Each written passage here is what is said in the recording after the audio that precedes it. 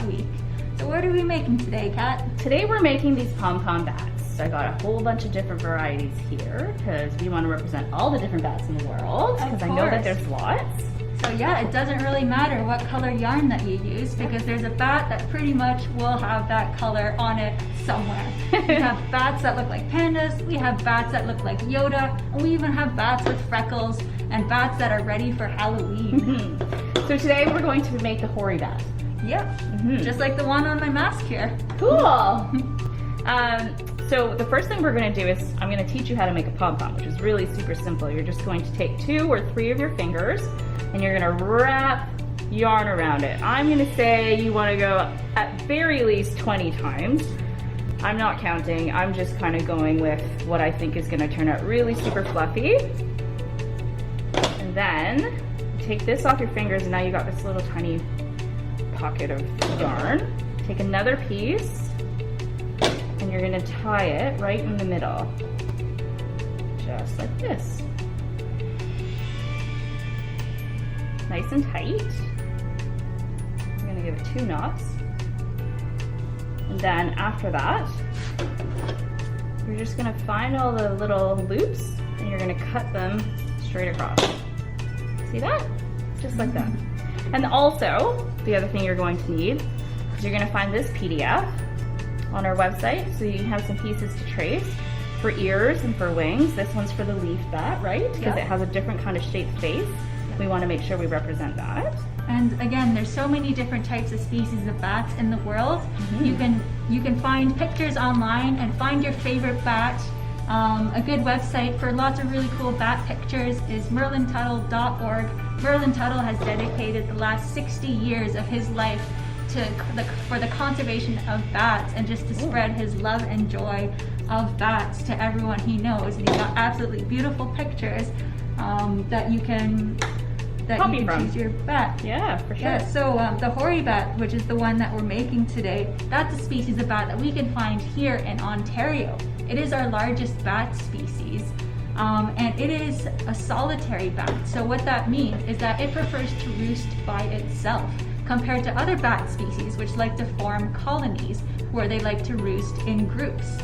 They also migrate, so that means that they fly down south for the winter times. They do not hibernate here. And our hoary bats can travel all the way down to Mexico. Yeah. Cool. So I'm just using felt for what I chose to use or make the wings and the ears out of. So I just traced it on and I'm cutting pieces out for that. And I'm going to put that all together now. Can you tell me like how many bats there are in the world? So there's a lot. Yeah, I know we said thousands. Yeah, so 1,400 or 1,435 to be exact. But every single year we discover more species. Really? What's the latest species we've discovered? Ooh, that I don't know. But for example, like on this table, the different species that we base these guys off of. This one here is the tricolored bat, which is another bat that you find in Ontario. So it's currently it's one of our endangered species or species at risk. So that means that it needs our help to help protect its habitat so that we don't end up losing this species to extinction, which means gone forever, or extirpation, which means gone from Ontario, but you can still find in other places. We don't really know that much about this species because they're very hard to catch. And again, I think they're also solitary, which is why it's harder to find them. But from what I do know is that these guys may roost in old squirrel nests. So they like to roost in those leaves.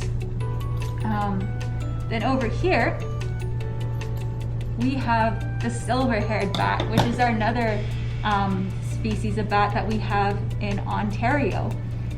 It is also a migratory bat species and capable of traveling long distances to fly down south for the winter time.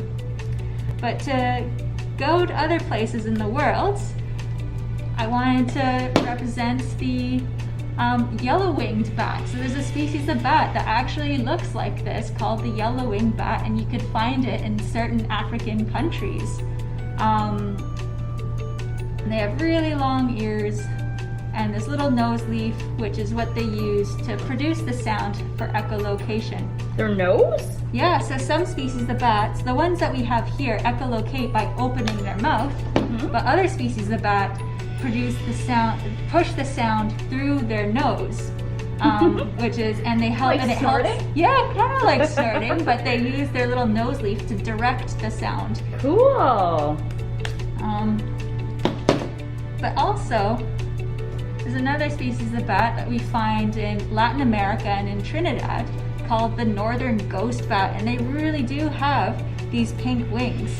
But they're pink because their wings are actually see-through. So what you're actually seeing is the little blood vessels that passing through.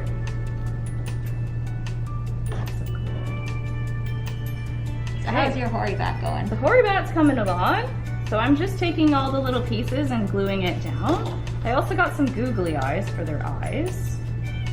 Little tiny guys.